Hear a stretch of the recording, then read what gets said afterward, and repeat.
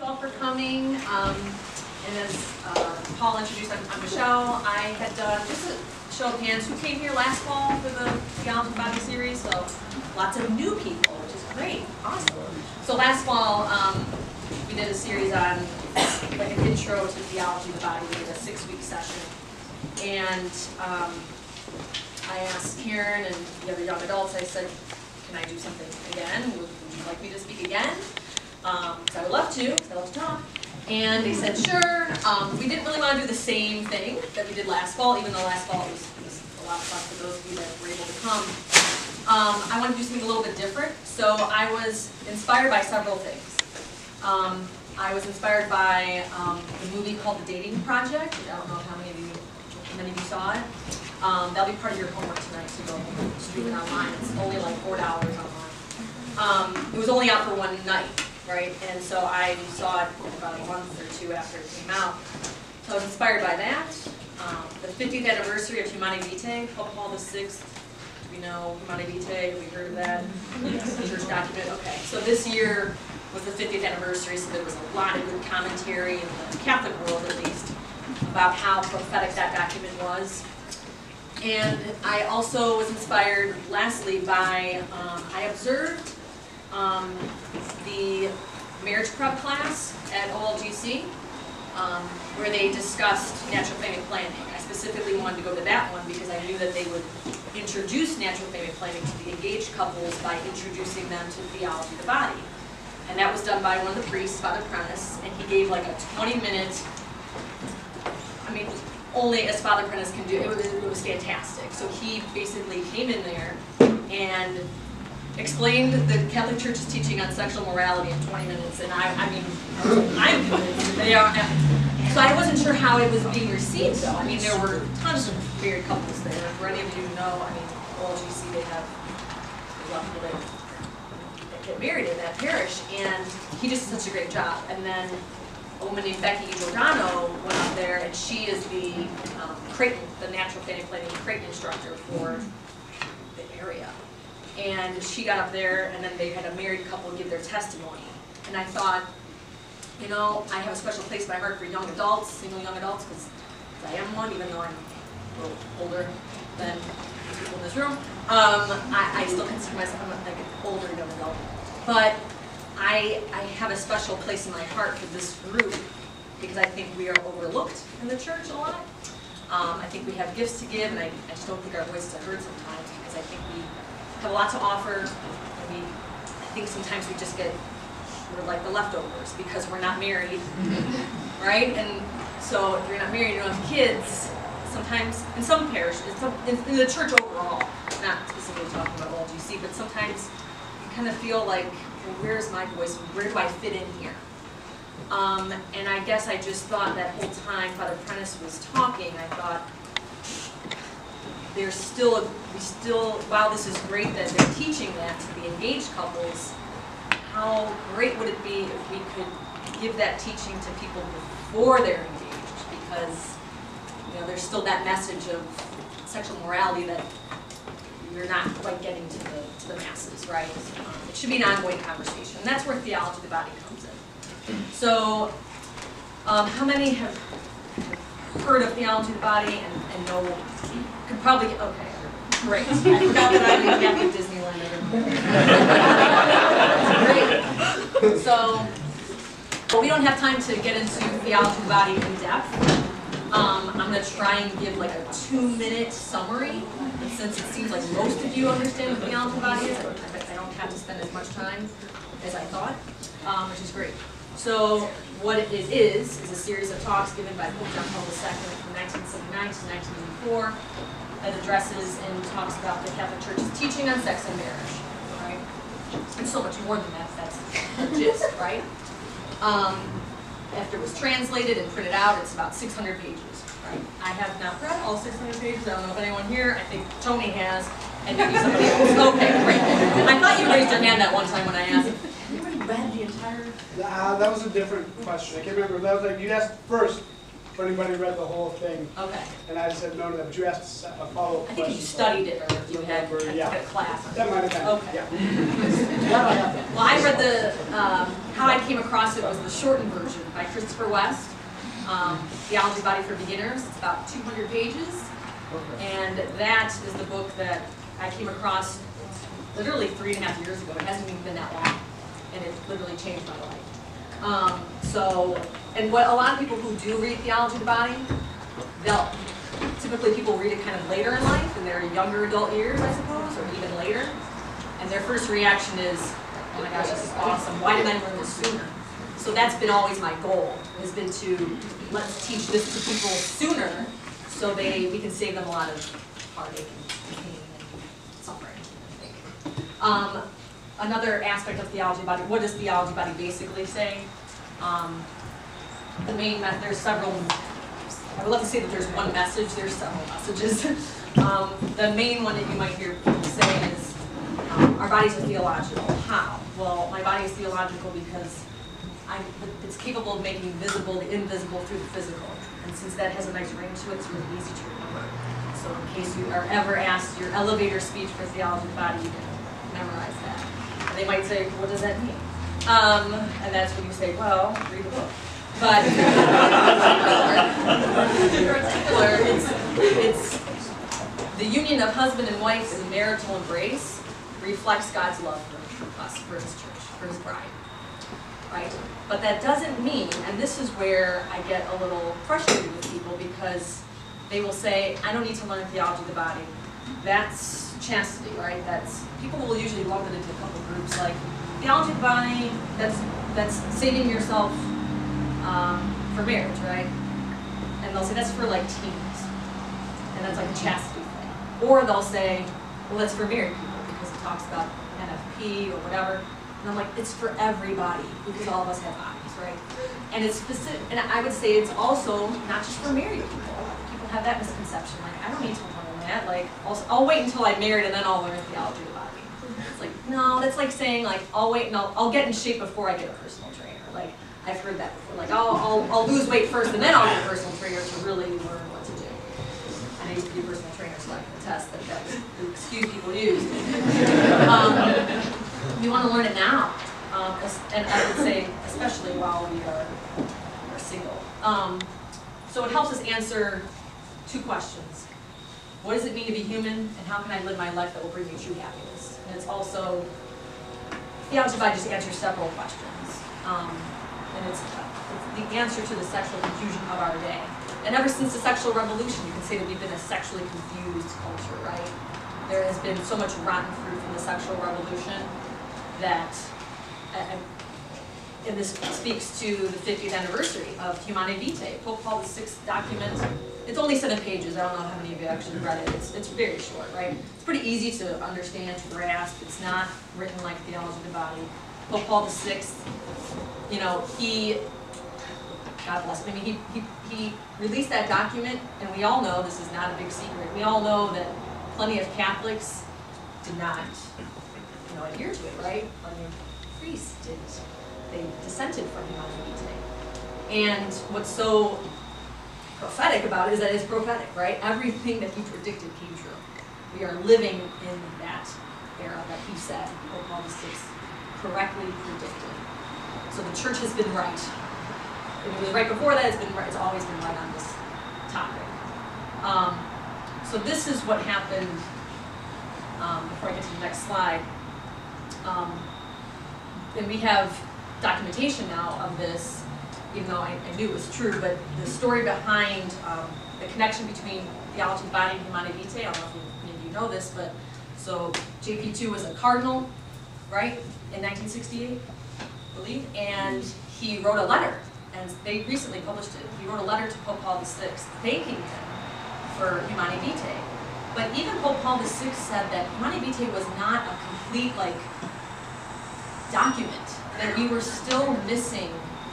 We needed to look beyond what he had said. He had given us the rules. It was incomplete. It didn't look at the total vision of man. And so that's what JP2 sought to do. And so he wanted to give us an adequate anthropology, which is just a fancy way of saying, explaining what it means to be human. So I kind of picture it like this. He wrote this letter to Pope Paul VI, and I don't know when he exactly started writing the Theology Body, but he clearly wrote it before he was Pope. Because he wasn't writing it on the fly, he had it written, right? But I picture him saying, like, you know, Humanae Vitae comes out, and quickly, it's very evident that the majority of Catholics are not buying it. The media, of course, has always not been friendly with the Catholic Church, so the headlines were just like, Pope says no to contraception or whatever.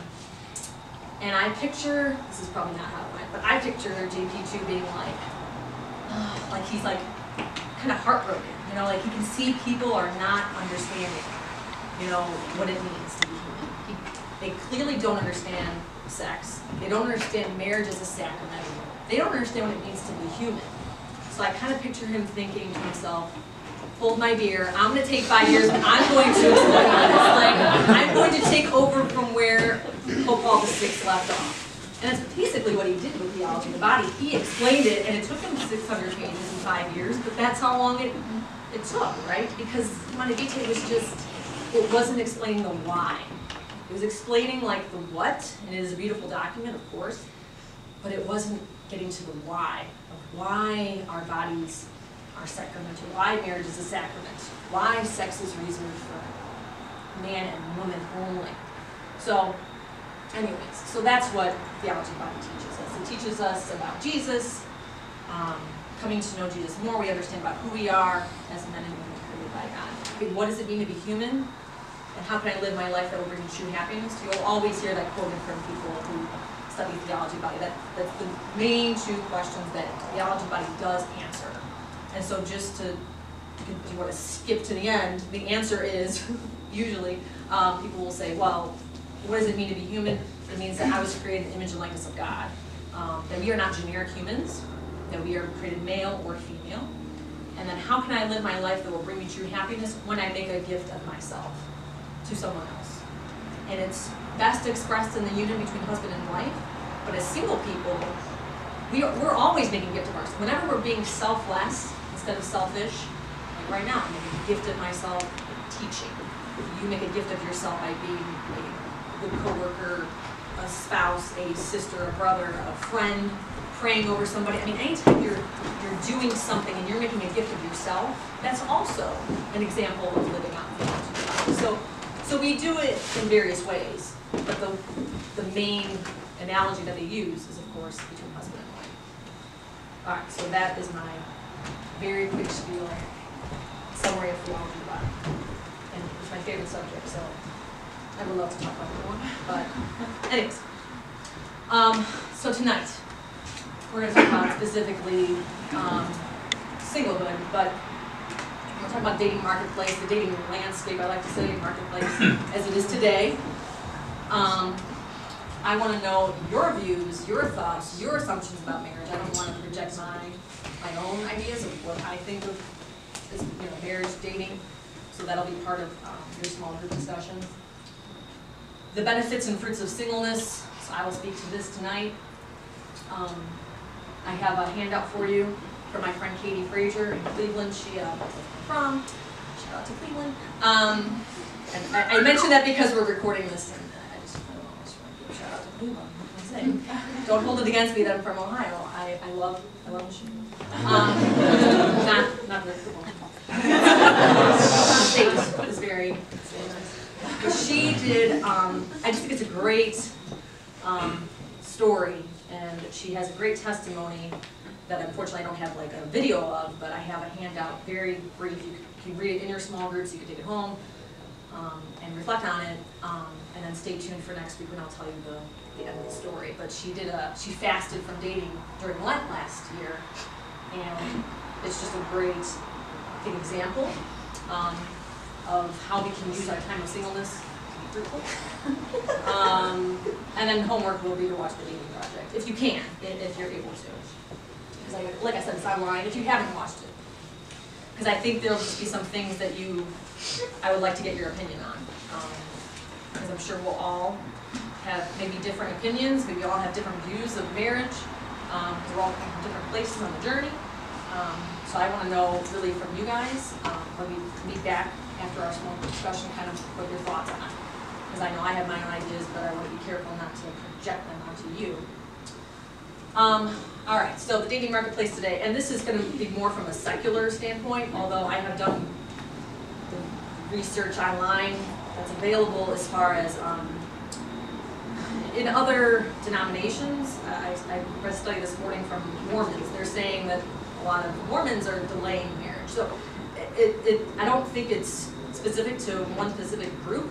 It seems like there's this delay of marriage, number one, and there's just this view of dating right now that is just skewed, I think. The dating landscape has changed even from the past, like, 5 years. I feel like it just keeps changing.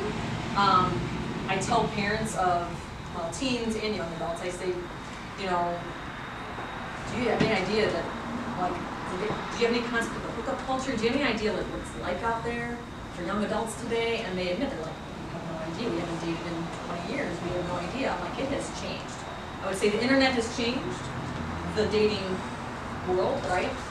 We are instant gratification, I don't want to say generation, but that is the world we live in now, right? I mean, we're all, I don't have my phone on me, it's somewhere. Okay, so we're usually like addicted to these, right? Texting, swiping left or right. I gotta tell this quick story. I tell some funny stories for those of you that have never heard me talk about it. Have to interject some fun stories. This isn't really a fun story, but it's an interesting story. So at my old parish in Cleveland, I remember my pastor was getting ready to lecture. We were getting ready to process in. It was a few minutes before Mass was starting, and he came up to me and he said, I read this really disturbing article in Vanity Fair, something about Tinder? I'm like, Tinder? And this is my pastor talking to me, and I'm like, oh, and he goes, I don't know what they were talking, I'm like, oh, you shouldn't have, like, I felt so bad. I'm like, oh my gosh, I feel so awful that you read about Tinder, and it was one of the first articles. I'm like, oh, please, like, you're a priest, you don't need to know that. But on the other hand, it's kind of good that he knows how, like, what that is. Like, he should know, you know, like, the up-and-coming things.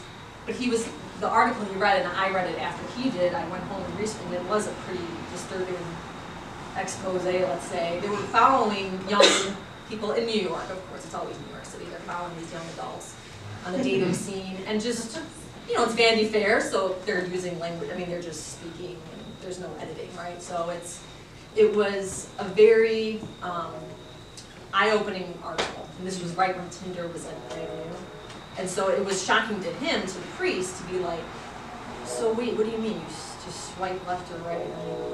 I'm like, it's just it's a hookup tool. I'm like, although, I will say now, I know some people that met on there, and we'll talk about apps later. But it's just, I heard Mark Hart say this yesterday. He said, we're a microwave generation with a crock-pot God. Like, we're like meaning, like, we pray and pray, like we want our prayers answered instantaneously, and we're not used to like waiting, right?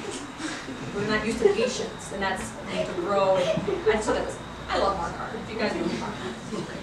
But that was a really clever way to say it. So, in an article, again, this is a secular article, not necessarily interviewing women who identified as religious or Catholic. This is just in the world. Just noting the fact that when you swipe left or right, when you're just looking for a quick hookup, that's taking the risk and vulnerability. You don't have to be vulnerable to somebody. If you're both after the same thing, right? You don't have to worry about rejection if you're just both after a one-night hookup, right? And I thought this quote is very, she was speaking mainly about women who were delaying marriage, and I thought it was pretty eye-opening. Consequently, we live in an age where many women are trading lifelong intimacy through marriage for temporary pleasure, where the hookup and the resulting walk of shame are more likely than a walk down the aisle. I was like, ouch. That's pretty bold to say, but it's true, right? In that case. And you know, why is this the case? Like, why are we sacrificing you know, our dignity sometimes. Why are we not looking for lifelong intimacy? So that's just something to think about. Why are we going after temporary pleasure? I mean, just something to think about. So this is the bad news section, sorry. We're gonna get to the good news. There's also studies that show that people are just a little weary of dating and marriage because they have a fear of failure, right? Fear of divorce. I didn't grow up with a lot of friends whose parents were divorced. I didn't know anyone whose parents were divorced, and I'm sure that has totally changed now, right? So if you're a child of divorce, that could be a legitimate concern. Right? Sometimes to eliminate the fear of failure, maybe you do find someone that you want to be with, but you rush in and you live together, right? And the cohabitation studies across the board have been, this has been going on for a long time. Cohabitation is not anything new, right? At least not in the past 10 years, it's popular, right? But the studies show now, I mean, it's sad but true, but there is a risk, there's actually a high risk for divorce if you do live together before you get married. And there's actually a possibility that you don't ever get married if you live together. And I will just say, full disclosure, I know several friends that lived together before they're married. They're still married now, so it's not like anecdotal though. It is a legitimate study and stats that has been saying this for a long time.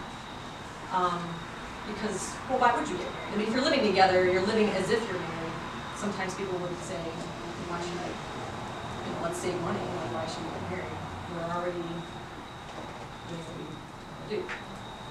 Porn addiction, we have to talk about that. I mean, with the internet, this is just a widespread, called epidemic at this point.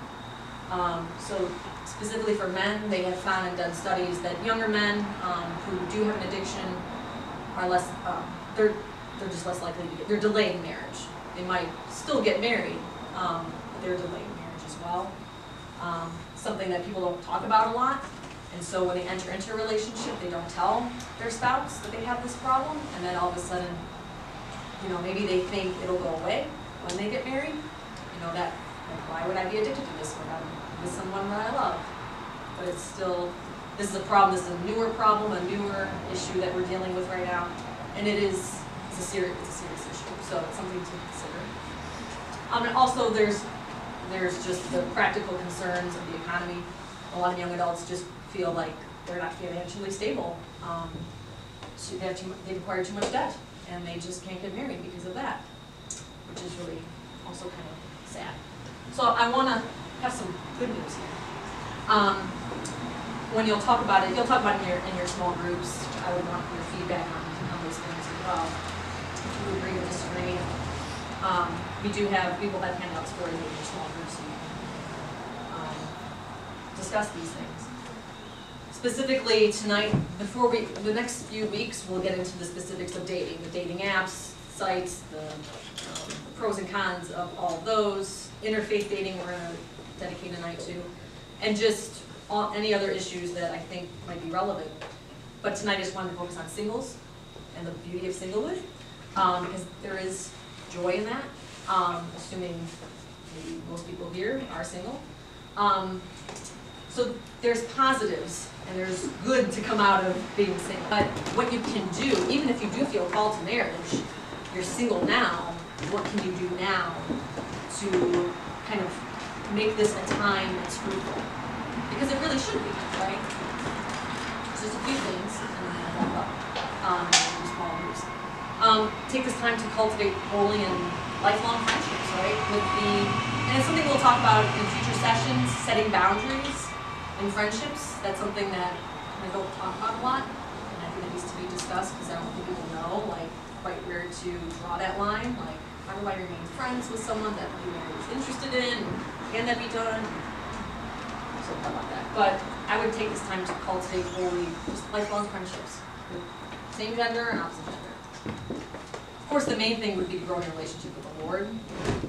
Because if you are single and kind of unhappy about that, single and miserable, that will just carry on into a relationship.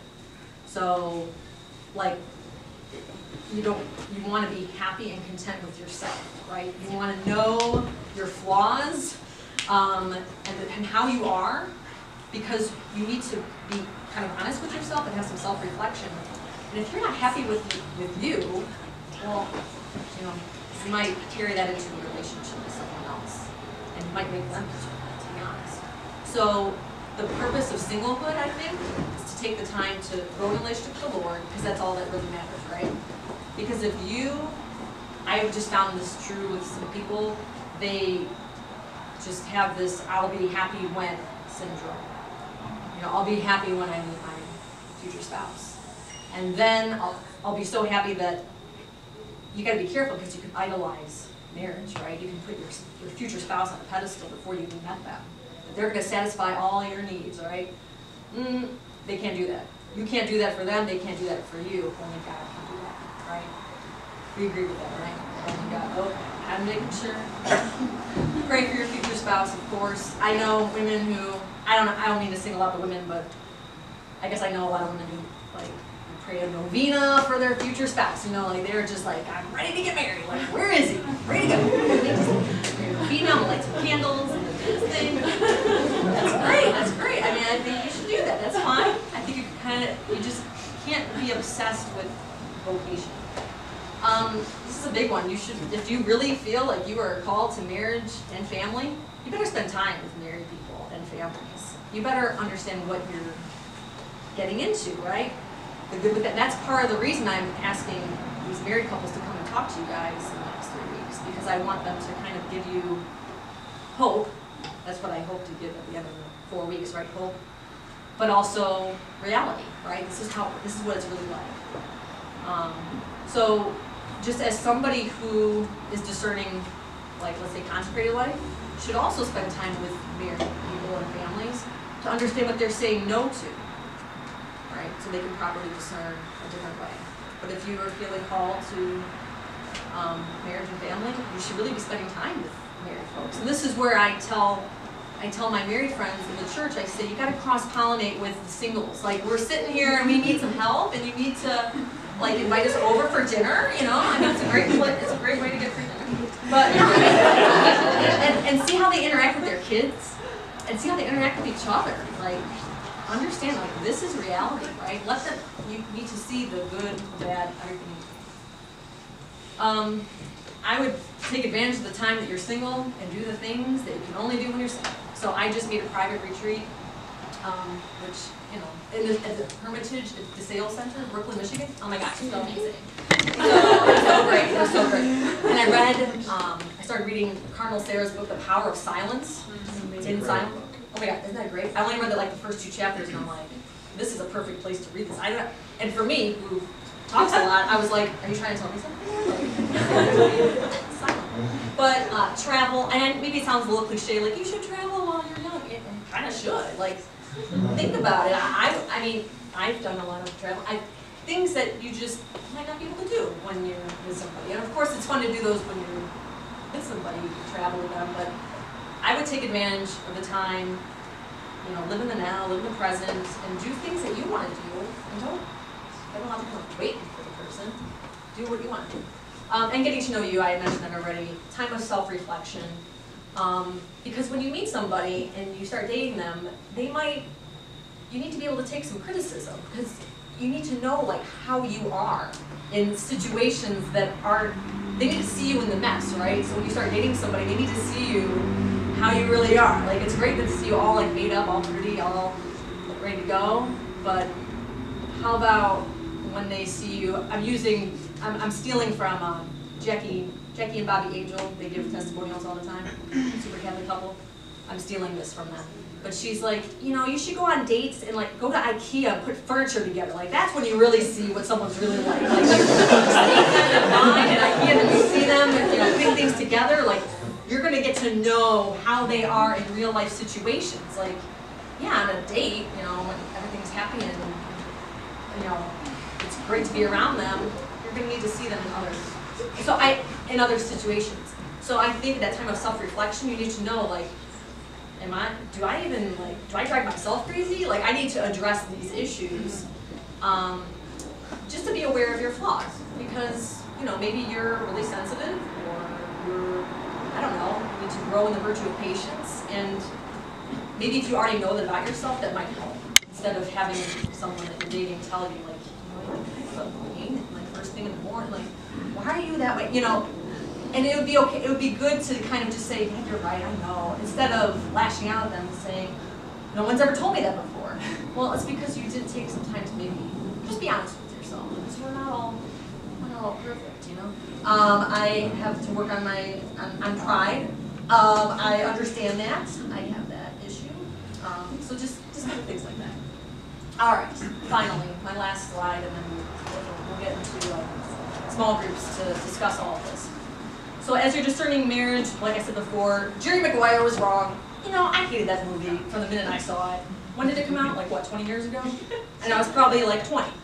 And you guys know Jerry Maguire, right? Yes. You complete me, that BS line. Like, that's just garbage. For those that have never seen the movie, don't go see it. It's a waste of time. Don't rent it. It's awful. Maybe I have strong feelings against Renee Zellweger. I'm sorry. I just don't. But the line is, you know, you complete me. And it's like, no, God did not make incomplete people. We are made whole, right? We don't need another person to make us whole. That's a bunch of... Marriage isn't going to make you happy. It's supposed to make you holy. So you're supposed to help your spouse get to heaven. You're supposed to help your children get to heaven. That is the goal, right? So keeping that in mind. So I think if we have a misconception of when I get married, it's going to be great, that's when I'm going to be really happy. Like that, no, that's when the real work begins. And I think the married couples that will give these testimonials will tell us that, right? That of course, there's going to be happy moments, it's going to be great, but your vocation comes with, every vocation comes with a cross, right? You make a choice every day, right? I think I heard Father John say, I steal from a lot of people, by the way. I mean, I steal their lines all the time, because they're such good lines. But he said, you know, it's a choice every day to wake up and be a priest. You know, I make that choice every day. And every married couple makes the choice every day to be married, to be in this commitment together, you know. You're making that choice every morning, because love is a choice, is my point there. Anyways. Kind of just recapping, the more intimate your relationship with God, the less of that ache. So we all have this ache, I think, if we're being honest with ourselves. We all have the ache for union, and this is something we went over with Theology of the Body. We have that longing because we were created for communion, right? We're created for union. So if we're being honest with ourselves, that ache doesn't really go away because we're always going to have this longing, but it's longing for the Lord first and foremost, and just being aware. Okay, you know, we'll be married. It's going to be great. That person's. You're still gonna have that longing for complete fulfillment, and we're not all gonna achieve that until we're with God in heaven, right? That's when that takes place. On earth, we can of course be happy, but you just have to remember that it's temporary. And so just not make marriage into an idol, because I fear that maybe where some people are headed, they're just like, gotta get that crown, gotta get that ring. I just mentioned this, I'm just repeating myself. And again, something I stole from Jackie Angel, or somebody. I can't remember. I listen to a lot of Catholic speakers, and I steal from them. But she said, you know, don't be like Adam and Eve. Let's not live grasping, you know, in a time of singleness when you might really not want to be single, because it can be really tough. And I don't know if I'm just speaking to women at this point. I don't know if men feel it too. I'm assuming you do. But I would say maybe for women, because we have limited time to have children, I think maybe it's a little bit more apparent in us that if we desire marriage, we desire a spouse, and if we're praying to God about it, and He's not answering, we can start to despair and lose hope. Where is this person? Who is the person supposed to spend my life with? Because I don't see them. I don't know where they're at. So we can't give in and settle, right? We can't just meet somebody, oh my gosh, it's meant to be, it's going to be great. I'll close with a personal testimony to that. You know, I haven't dated in a really long time. I'm discerning different vocation than marriage, but I did get close. And I was dating somebody, my longest term relationship was a year. And going off of something that Jackie Angel said she was almost engaged. And she said, you know, I cared about this person, I love this guy, and I didn't understand, like, how come I get a feeling, a pit in my stomach every time I think about marrying? She's like, I guess I realized, and so she broke up with him, and he was, of course, he was ready to propose, like, that day. And he went off to be a priest. She has a really great story. She dated, I think if people know Jackie, friends about Angel's story, she dated like, what, 4 guys? And they all entered the seminary. And then Bobby, her husband, was in the seminary, but he discerned out. And she's like, God, I gave you like 4. Can you give me 1 back? And she's like, you have to be just really, I had to be honest with myself. Why was I getting this feeling in my stomach? I knew it was wrong. And I would just say the closest I got to that was I was with this guy, and I don't know, I thought we were going to get married. I thought, he's going to propose, it's going to be great. And then when he broke up with me, I was devastated, but this is something that I tell to people, but I was like, after like a week or 2, I was like totally fine. I'm like, that's weird. I think I should be pretty devastated. Aren't you supposed to be like crushed for like months? But I was like relieved. And it took me a long time to realize, like, that was a gift he gave. Like, he let me go to discern my vocation. And because I did get that feeling in my stomach every time I thought about being married to him, but I just thought, you love somebody and you care for them and you get along decently, and forget about the other problems that we got, because there were plenty of other issues. It'll be fine, you know, we'll get married and it'll be great.